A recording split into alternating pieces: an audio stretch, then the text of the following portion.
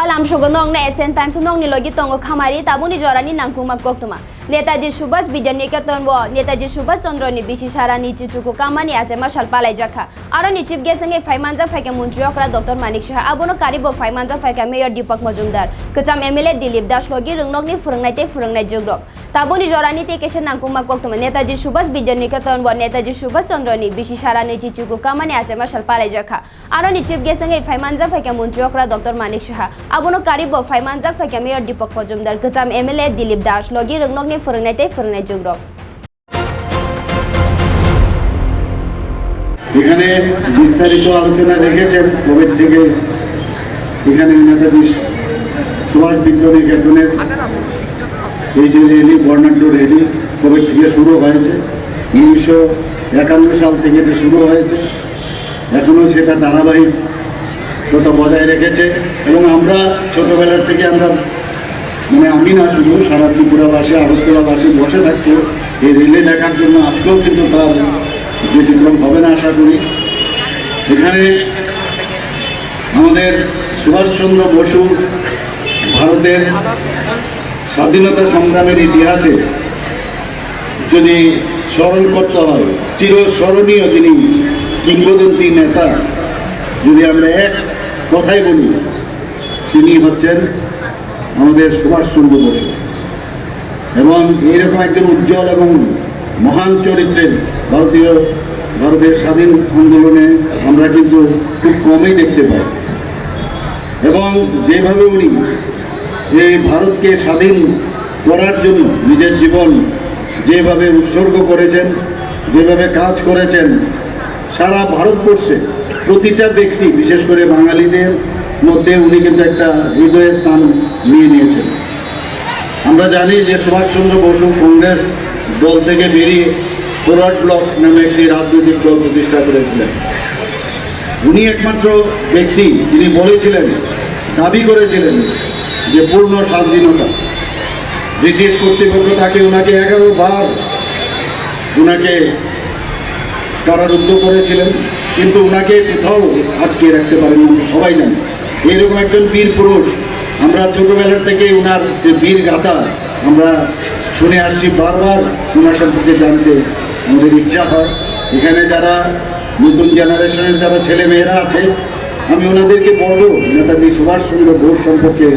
বেশি করে আরও জানো এবং আমরা এই ভারতবর্ষকে মাননীয় প্রধানমন্ত্রী নরেন্দ্র মোদীজি যেভাবে ভারতকে সামনের দিকে এগিয়ে নিয়ে যাওয়ার চেষ্টা করছেন তবেই সম্ভব হবে এরকম একজন বীর নেতা সম্পর্কে যদি আমরা বেশি করে জানি ওনার যে চির অমর উক্তি আমাদের এখনো সবাই প্রতিটা ঘরে ঘরে আমরা এখনো মনে করি এবং মনে রাখি সেটা হচ্ছে তোমরা আমাকে রক্ত দাও আমি তোমাদের স্বাধীনতা দেব এখনো কিন্তু সেটা আমরা বারবার এটা চিরস্মরণীয় হয়ে থাকে আমাদের মনে দ্বিতীয় বিশ্বযুদ্ধ যখন ঘোষিত হওয়ার পরে যখন দেখলো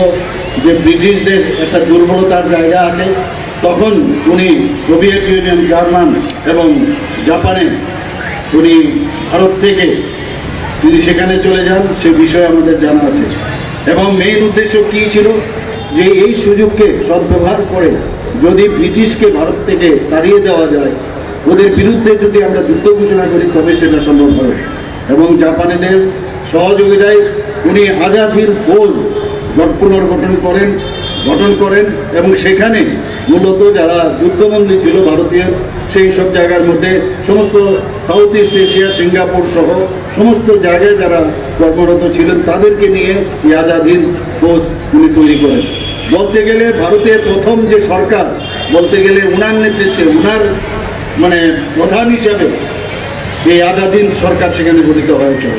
জাপানের আর্থিক রাজনৈতিক এবং কূটনৈতিক এবং সামরিক যে সহযোগিতা সেটা নিয়ে উনি আজাদ হিন্দ সরকার প্রতিষ্ঠিত করেছিলেন আজাদ হিন্দ ফৌজের যে নেতৃত্ব সেটা দিয়ে আমরা সবাই জানি যে ইম্ফল পর্যন্ত উনি চলে এসেছিলেন এবং আমরা জানি কংগ্রেস কমিটি যেখানে ভারতের ডোমিনিয়ন স্ট্যাটাসের পক্ষে মত প্রদান করেন সেখানে সুভাষচন্দ্র প্রথমেই বলেছিলেন যে না ভারতের পূর্ণ স্বাধীনতা সেটা আমাদের দাবি সেটা রাখতে হবে এবং শেষ পর্যন্ত লাহোর যে কংগ্রেসের যে ঐতিহাসিক লাহোর অধিবেশন, সেখানে বাধ্য হয়ে কংগ্রেস পূর্ণ স্বরাজ মতবাদ গ্রহণ করতে বাধ্য হয়। কিন্তু দুঃখের বিষয়, যখন জাপানে আমাদের এই নেতাজি সুভাষচন্দ্র বসু জাপানের সহযোগিতায় ভারতে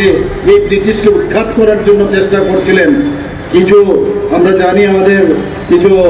নেতা এবং কিছু পার্টির লোক, তাদের বলার নামটা আমি এখানে নাই নিলাম, ওনাকে বলা হয়েছে তেজর কুকুর, এই কথা আমরা সবাই জানি। আজকে নেতাজি সুভাষচন্দ্র বসু একজন, আমরা দেখলাম সবসময় যে আকর্ষণ একজন যোদ্ধা, উনি আজকে তরুণ, বিশেষ করে যুব সমাজ যারা আছে তাদের কাছে একটা প্রেরণা, এবং আগামী দিন যে ওনার আদর্শ, তার জীবন কর্মধারা এবং ওনার যে দেশপ্রেম, সেটা আমাদেরকে এবং বিশেষ করে যারা যুব সমাজ আছে তাদেরকে আরও বেশি উপলব্ধি করার প্রয়োজন আছে, এবং সেটাকে অনুপ্রেরণা ওনার যে জীবনে যা করেছেন সেটা অনুপ্রেরণা দেবেন। আমরা নেতাজি সুভাষ বিদ্যানিকেতন আমরা জানি একটা পরিবেশ করি, এবং বহু কৃতি ছাত্রছাত্রী এখান থেকে বেরিয়ে শুধু ত্রিপুরাতে নয়, ভারতবর্ষে এবং বিদেশেও তারা একটা বিশেষ একটা জায়গায় স্থান নিয়েছে। আর এই স্কুলের সবচেয়ে বড় যে বিষয় শৃঙ্খলা,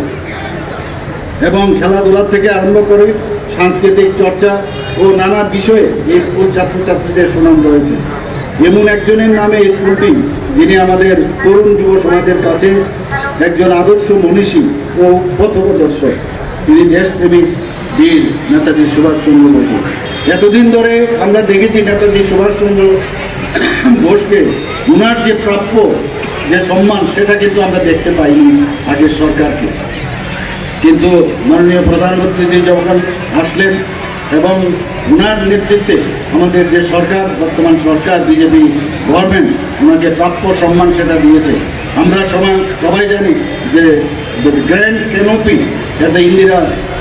Indian get in the national capital in September 2022 সেটা মোদিজি ইনগুরেট করেছিলেন। শুধু তাই নয়, আমরা এটাও জানি